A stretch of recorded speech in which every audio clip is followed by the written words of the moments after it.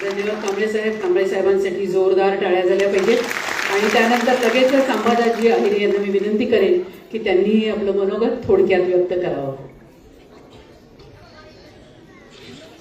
सर्वसंमतीच्या लढ्यातील महापुरुषांना आपण अभिवादन करूया. सन्माननीय व्यासपीठ, खरं तर या महायुती सरकारचे 2 मंत्री आमच्या ताई, मी आपल्याला मातंग समाजाने हात जोडून या ठिकाणी विनंती करतोय की आमचा निरोप द्या मुख्यमंत्री साहेबांना की मातंग समाजासह लाभ वंचित समाज या महायुती सरकारवर खऱ्या अर्थानं खुश आहे. का खुश आहे? हजारो वर्षाची या ठिकाणी गुलामगिरी आपण बघतोय. अण्णाभाऊंची लेखणी, बाबासाहेबांचा मानव मुक्तीचा लढा आपण पाहिलाय, आपण इतिहासातून अभ्यासलाय. परंतु खऱ्या अर्थानं हे सरकार आल्यानंतर आरटीची स्थापना झाली, लवजी वस्तादांचं या ठिकाणी स्मारक निर्माण झालं. काल मुंबईमध्ये अण्णाभाऊ साठेंचं स्मारकाचं या ठिकाणी उद्घाटन झालंय.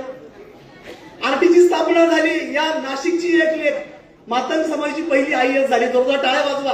हे श्रेय या बसलेल्या भुजबळ साहेबांना, आमच्या महाजन साहेबांना आणि मुख्यमंत्र्यांना जातंय.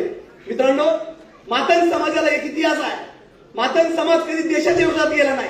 मातंग समाज कधीच या ठिकाणी स्वार्थानं वागला नाही. आम्ही इंग्रजांची या ठिकाणी खूप मोठा अत्याचार सहन केलाय. त्या काळात ज्या मातंग भगिनीच्या पोटामध्ये लेकरू असेल ना मित्रांनो, तेही गुन्हेगार म्हणून जन्माला यायचे. अशा पद्धतीची परिस्थिती होती महाजन साहेब. पण तुम्हाला अभिमान आहे की भारतीय जनता पार्टीचा कार्यकर्ता म्हणून काम करत असताना आज माझा समाज या ठिकाणी स्वाभिमानानं, ताट मानानं या ठिकाणी भारतीय जनता पार्टीचं काम करतोय आणि भारतीय जनता पार्टीच्या पाठीशी उभा आहे. आमच्यावरती आज महाराष्ट्राने टीका होतीये. भारतीय जनता पार्टीच्या दावणीला मातंग समाज बांधला गेलाय. RSSचे हस्तक म्हणून आमच्यावर टीका होतीये. पण तुम्हाला सर्वांना मातंग समाजाला ठिकाणी सांगू इच्छितो मी, महायुती सरकारने ज्या पद्धतीने तुम्हाला मला या ठिकाणी संधी दिली आहे, या ठिकाणी शिक्षणाची संधी निर्माण केली आहे. ताई, तुमच्या निधीतून मला एक परत मागणी करायची आहे. आपण खूप भव्य दिव्य स्मारक केलं. हे स्मारक अतिशय चांगलं आहे, परंतु 1000 विद्यार्थ्यांची व्यवस्था होईल असं नाशिकमध्ये हॉस्टेल या ठिकाणी मातंग समाजाला द्या. आम्हाला भाषण आणि राशन नकोय, आता आम्हाला शिक्षण पाहिजे. आमच्यावर टीका होतीये ना की तुम्ही शिकले नाही म्हणून तुम्ही प्रगती करू शकले नाही.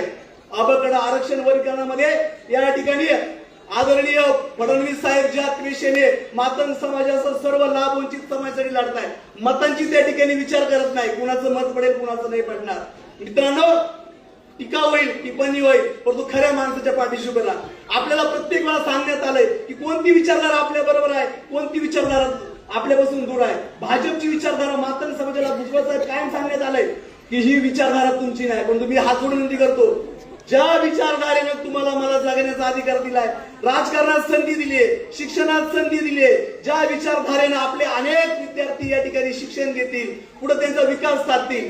आमचा मातंग समाज आजही 100 वर्ष पाठीशी आहे. भुजबळ साहेब 100 वर्ष, अजून 100 वर्ष भाऊ रिटायरमेंट घेऊ नका राजकारणातून. तुमचं कालचं स्टेटमेंट आहे, तुमची गरज आहे, भुजबळ साहेबांची गरज आहे, देवेणी ताईंची या ठिकाणी गरज आहे, या समाजाला गरज आहे, अनेक वंचित जातींना या ठिकाणी त्यांना गरज आहे.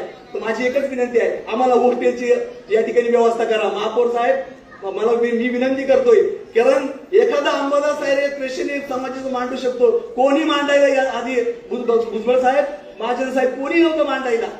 आज ताईने हा कार्यक्रम घेतला, ताईने स्मारक केलं, विनूभाऊने अतिशय चांगल्या पद्धतीने या ठिकाणी सगळं नियोजन केलं, सगळ्यांना या ठिकाणी विश्वास घेतलं. आणि मातंग समाजाला सांगितलं, आदरणीय महाजन साहेबांच्या सोबत काम करत असताना मातंग समाजाचा कार्यकर्ता भारतीय जनता पार्टीचा कार्यक्रम काम करतोय. अतिशय बारीक लक्ष महाजन साहेबांचं माझ्यासारख्या सर्वसामान्य कार्यकर्ता असतं. प्रत्येक वेळेस संधी मिळते, एखादा नगरसेवक मिळाला, राजकीय संधी मिळाली नाही मिळाली, परंतु आज स्मारक मिळालं.